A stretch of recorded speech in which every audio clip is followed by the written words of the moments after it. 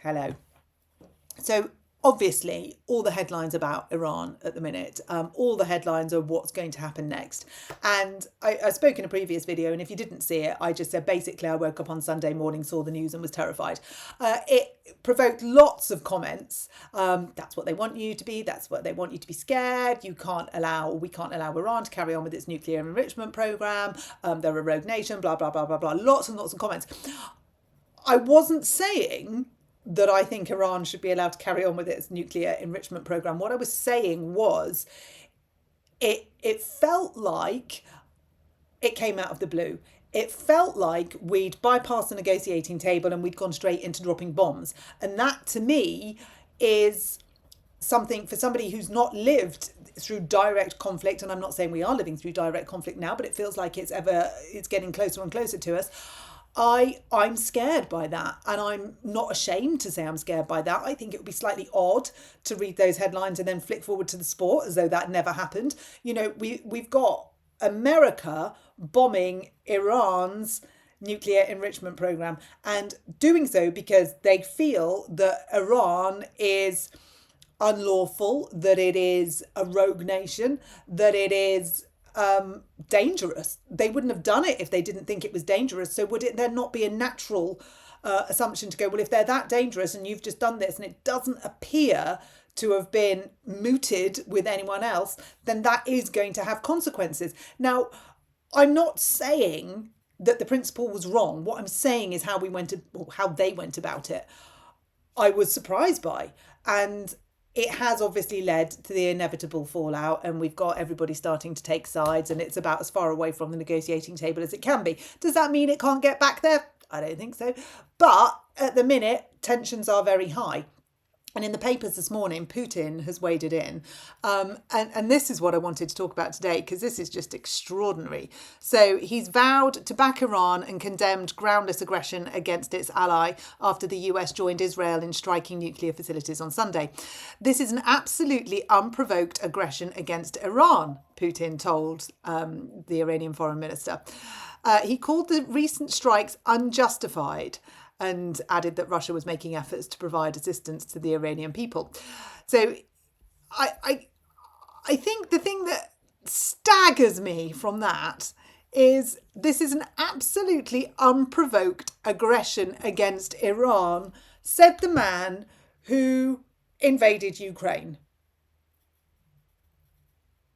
Anyone?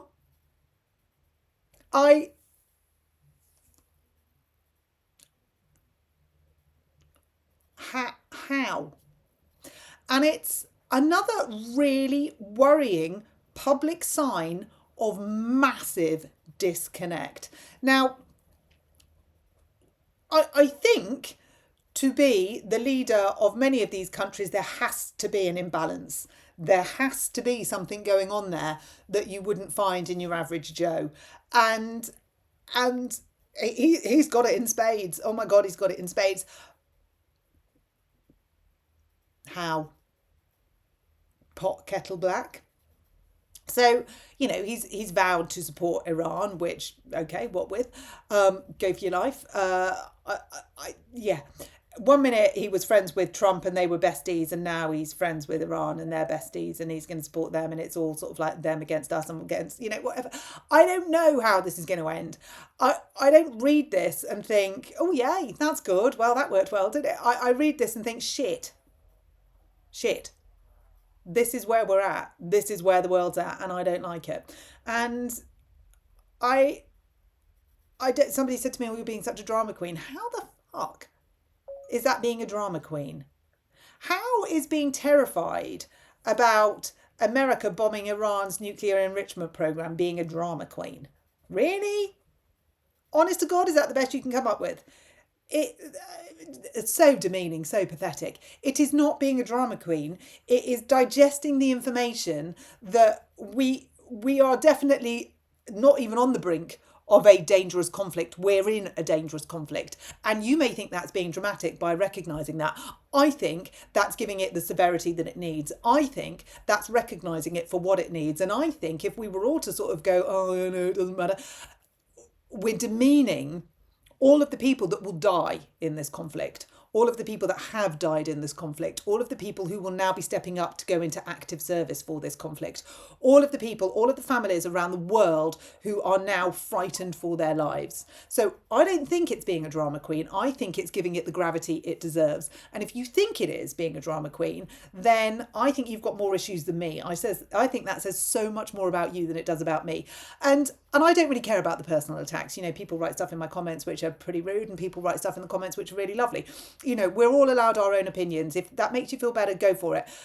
But don't disparage the people in the world right now who are living in fear of what these leaders are doing and the decisions that they are making.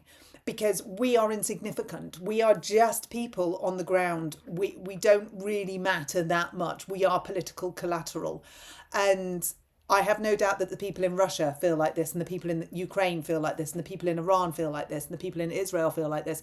Because whilst the leaders are so busy boxing with each other, real human lives are being affected. And people that aren't remotely political, they just want to get on with those human lives. So that's where I'm coming from. That's my standpoint. I relate this to a mother like me who lives in Iran, or who lives in Israel, or who lives in Ukraine, or who lives in Russia. I don't see them as a sort of subtext of their leader. I see them as individuals, and I think that is frightening. And I'm really not sorry to say that. You can call it what you like. You can call it hyperbole. You can call it they want you to be scared. You call it what you like. I call it real feelings. And I'm nervous and I'm worried. Am I going to let it take over my life? No. Because that is one thing I can control, and that is one thing I can do, and that is one thing I will do. I will make sure that whilst this is on my radar, because none of us can have it not on our radar, is it going to be the defining point of every day? Absolutely not. But I wanted to clear that up about the video that I made the other day. You know, this is not about what happened. This is about the process, and this is about the human lives involved. And that makes me scared.